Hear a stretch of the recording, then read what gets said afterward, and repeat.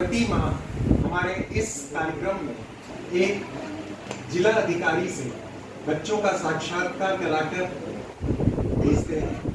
आज हमारा सौभाग्य है कि हमारे बीच में हमारे जिले के अपर कलेक्टर श्री ब्रजेश सक्सेना जी उपस्थित हैं और कक्षा 10 की छात्रा शीतल उनसे कुछ प्रश्न करेगी जो शीतल के नहीं बल्कि समस्त विद्यार्थियों का प्रतिनिधित्व करते हुए सवाल हों। शीतल। ईवा विद्यालय सुभाष के मीडियम केंद्र में आज हमारे साथ अपर कलेक्टर महोदय उपस्थित हैं। जब भी विद्यालय में नव सत्र आरंभ होता है, हम विद्यार्थियों में एक नए उत्साह का संचार होने लगता है। वर्षा की रिमझिम फुहारों के बीच नई कक्षा के पाठ्यक्रम की बरसात होती है। कुछ प्रश्न भी उठते हैं मन में, जिनके समाधान का आज अवसर मिला है। मैं आदरणीय अपर कलेक्टर महोदय से जानना चाहूँगी कि उन दिनों बारिश का मौसम है, आपके बचपन में बारिश से जुड़ी कोई मजेदार घटना जो आपको आज भी याद हो। बारिश से जुड़ी हुई एक घटना है जब हम लोग स्कूल में थे, शायद 5वीं 6वीं क्लास की बात है। जुलाई में स्कूल शुरू हुआ और हम लोग अगस्त में जब स्कूल एक दिन बैठे हुए तो बहुत तेज बारिश हो गई। हमारे स्कूल के पास एक नाला था, तो नाला भर गया तो टीचर्स ने कहा कि अब आप लोग जा नहीं पाओगे, भर गया। तो हमारे टीचर थे चंद्रशेखर आचार्य जी, वो सारे बच्चों को लेकर के स्कूल की छत पर चले गए और उन्होंने देशभक्ति के गाना शुरू करे। लगभग 2.5 से 3 घंटे तक बारिश होती रही। वो सब बच्चे पानी में बहुत भीगते हुए देशभक्ति के गाने गाते रहे। पानी बारिश खत्म हो गई, सब लोग घर पहुँचे और उसके बाद अगले 7 से 8 दिन तक आधे से ज़्यादा बच्चे स्कूल नहीं आ पाए। वो सारे बीमार पड़ गए बारिश में भीग कर। 8-10 दिन तक बच्चे स्कूल नहीं आए। तो अभी तक वो हम लोगों को घटना याद है कि हालांकि उस समय में बहुत आनंद दिया था बारिश में भीगते हुए गाने गाने का, लेकिन अगले फिर 7-8 दिन तक स्थिति खराब है, स्कूल में पढ़ाई करते नहीं पाई।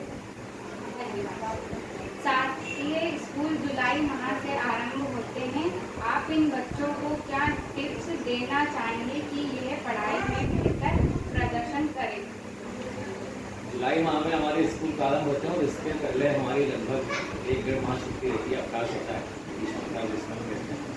तो बच्चों को यही टिप देना चाहते हैं कि जब पिछली कक्षा में वो पास हो चुके हैं और अभी क्लास शुरू होने में उनके पास समय रहता है, तो कोशिश ये करें कि बीच में जो 1-1.5 महीने का हमको समय मिलता है उसमें आगे हमको पढ़ाया जाने वाला है कक्षा में, उसको घर में हम थोड़ा सा गणित है, साइंस है या दूसरे भी जो विषय हमको आगे पढ़ना है उनको हम पहले घर पर थोड़ी सी तैयारी कर लें, जिससे जब हम लौट करके स्कूल में आए और जब शिक्षक हमको पढ़ाएंगे अगर पहले से पढ़ा हुआ है तो हमको पढ़ने में उसको समझने में आसानी होगी।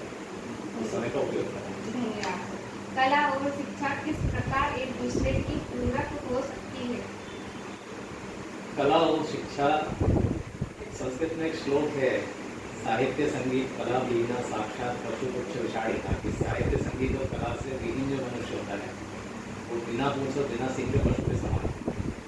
तो शिक्षा से आप शिक्षा ले सकते हैं, आप किसी उच्च पद पर जा सकते हैं, लेकिन अगर आपका साहित्य संगीत या कला में अभिरुचि नहीं है तो आप पशु के समान ही रहेंगे। क्योंकि कला से रचनात्मकता आती है, क्रिएटिविटी जो है वो कला के माध्यम से मिलती है। पढ़ने से क्रिएटिविटी नहीं आती, पढ़ के आप परीक्षा पास करके कुछ पद प्राप्त कर सकते हैं, लेकिन जो रचनात्मकता है जीवन में, जो सोचने का जो तरीका होता है और जो अलग अलग आयाम खुलते हैं कला से, वो कला के माध्यम से ही आप उसको पा सकते हैं, शिक्षा के माध्यम से नहीं। इसलिए कला और शिक्षा एक दूसरे की पूरक है। धन्यवाद सर। इन दिनों देश में बारिश की वजह से कई राज्यों में आपदा आई है।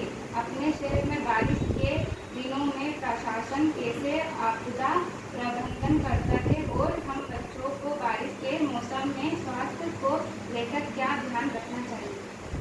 शहर में आपदा प्रबंधन के लिए हम लोग बारिश होने के बहुत पहले से प्रयास शुरू कर देते हैं। सामान्यतः जो कारण रहता है कि जो नाले हैं शहर में से निकल रहे हैं उनमें वो भर जाते हैं गंदगी के कारण, उनकी सफाई करवाते हैं, उसका गहरीकरण करवाते हैं। पुरानी जहाँ पर दुर्घटनाएँ हुई हैं जिन स्थानों पर उनको चिन्हित करते हैं, वहाँ पर गेट लगाते हैं, रोड की ड्यूटी लगाते हैं कि वहाँ से जब बाढ़ का पानी अगर आता है बढ़ता है तो वो वहाँ से लोग आने जाना ना है। भवनों का निरीक्षण करते हैं कि जो जर्जर भवन हो गए हैं उनको या तो खाली करवा दिया जाता है या उनका विशेष ध्यान रखा जाता है, उनके लोगों को दूसरी जगह भेज देते हैं। फिर हम ये भी चिन्हित करते हैं कि यदि बाढ़ की कोई स्थिति आती है तो जो लोग प्रभावित होंगे उनको हमें किन स्थानों पर ले आना है, उनकी दवाई का, भोजन का, पशुओं के लिए इसी तरह से तुरंत के यदि पशु प्रभावित होंगे तो उसके लिए वेटनरी डॉक्टर उपलब्ध होंगे, वैक्सीन, दवाइयाँ सभी उपलब्ध हों। तो ये एक विस्तृत प्रक्रिया होती है जो इसमें प्रशासन जो है बारिश का मौसम आने के पहले से सारे काम हमको कर देते हैं। इसके बाद भी यदि कोई ऐसी स्थिति आती है तो फिर हमारे यहाँ SDRF है, NDRF उनकी टीम रहती है, होमगार्ड रहते हैं, वो लोग हम फिक्र करते हैं कि वो बारिश में सारी चीज़ों का ध्यान रखें, कोई आपदा ना हो।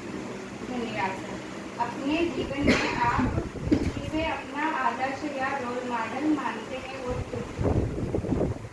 रोल मॉडल कोई एक नहीं है, अलग अलग समय पर, क्योंकि जनरली जब छोटे बच्चे रहते हैं तो उनका रोल मॉडल अलग होते हैं, क्योंकि जैसे जैसे हम आगे ही पढ़ाई करते हैं तो वो चेंज होते आते हैं। तो मेरा ऐसा कोई विषय से एक कोई रोल मॉडल नहीं है।